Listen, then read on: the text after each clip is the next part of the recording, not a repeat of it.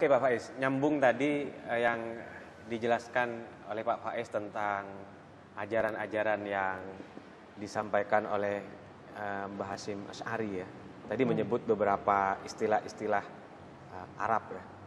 Saya juga jadi ingat satu hal, ada ungkapan yang bunyinya al-ilmu fauqal adab. Itu maksudnya apa, Pak Faiz? Balik, al-adab fauqal ilm. Al-adab fauqal ilm. Iya, benar-benar. Ya, Al-adab fauqal ilm. Adab di atas ilmu. Itu sebenarnya sangat rasional penjelasannya adab fauqal ilm itu. Jadi etik itu di atas ilmu. Adab itu Adab di atas ilmu. Iya. Jadi ada yang menerjemahkan berarti adab lebih penting dari ilmu. Ilmunya tidak penting. Nah, itu gimana itu? Tidak begitu maksudnya. Jadi gini loh. Orang Jawa itu punya, malah maknanya tidak apa-apa ya. Saya masuk ke Jawa. Orang Jawa itu punya logika, dalam segala sesuatu ada wadah dan isi. Jadi isi itu bisa kehilangan nilai kalau wadahnya tidak pas. Bisa dianu ya. Jadi isi itu bisa berubah makna kalau wadahnya keliru. Ya. Nah, adab fauqal ilm itu, adab ini kan kualifikasi diri.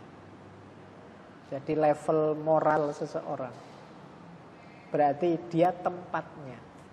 Ilmu itu isinya. Ilmu itu isinya. Iya. Jadi diri kita ini isinya ilmu. Wadahnya ya diri kita ini. Orang beradab itu berarti wadah yang bagus, wadah yang baik untuk ditempati ilmu. Orang yang sebut saja kebalikannya biadab itu tidak kompatibel dengan program ilmu. Maka adab fauqal ilm itu wadahnya didulukan, bereskan dulu wadahnya. Bereskan dulu wadahnya. Iya, wadahnya. Kalau wadahnya tidak beres, misalnya wadahnya beracun, diisi susu yang putih pun hasilnya susunya jadi beracun. Adab fauqal ilm juga begitu. Orangnya kalau tidak bermoral, dikasih ilmu-ilmu utama, yang utama tadi bisa terkontaminasi wataknya yang tidak bermoral.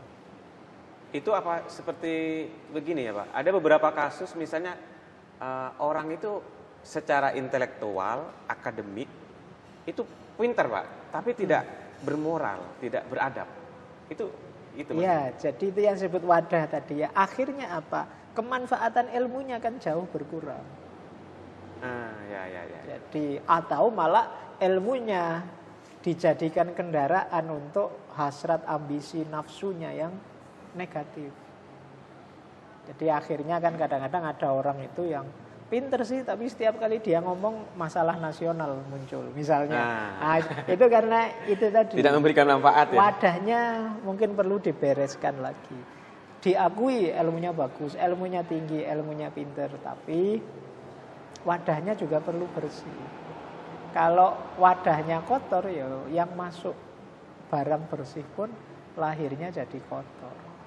Jadi logiknya seperti itu. Makanya terus kan sering orang menceramahkan ini bahwa adab fauqal ilm ya. Terus kadang-kadang orang salah memahami, dianggapnya berarti ilmu tidak penting, yang penting adab saja. Tidak begitu. Ini dua hal yang saling berkombinasi. Dua-duanya justru harus diambil. Harus bareng. Ya? Kalau membereskan wadah saja tidak ada isinya ya buat apa? Ya, repot juga ya. Nggak ada ilmunya. Tapi, ilmu juga tidak ada adab juga. Nggak baik juga. Ya? Wadahnya positif, isinya positif, baru itu utama. Jadi itu yang dimaksud adab fauqal ilm. Jadi adab fauqal ilm. Jangan sampai ilmu yang harusnya manfaat, ilmu yang harusnya memberi kontribusi besar untuk kehidupan, malah sebaliknya menjadi sumber masalah. Bahkan termasuk ilmu agama bisa jadi juga begitu. Kan kadang-kadang kita dengar istilah-istilah orang. Meskipun belajar ilmu agama bisa jadi masalah juga. Iya.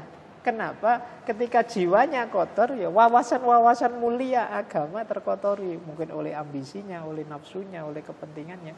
Jadi nggak bermanfaat ya? Kadang-kadang kan ada orang itu salah sih yang dilakukan, tapi terus nyalik dalil biar benar.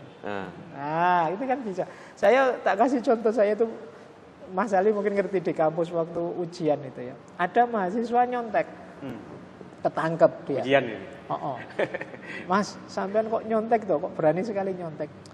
Saya nyontek itu Pak, niatnya birrul walidain Pak. Oh, gimana itu maksudnya? Berbuat baik pada Berbuat orang baik tua. pada orang tua ya? Enggak, maksudnya kenapa itu loh, alasannya gitu? Loh, kalau saya nyontek kan nilainya naik.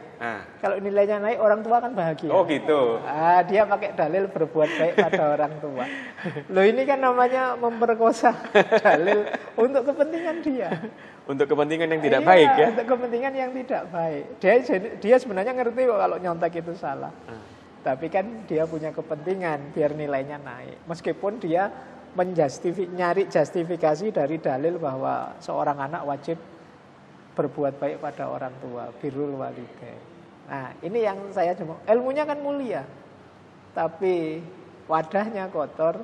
Dalil birrul walidain yang mulia tadi terus jadi rusak karena dipraktekkan dengan cara nyontek. Itu saya satu contoh sederhana.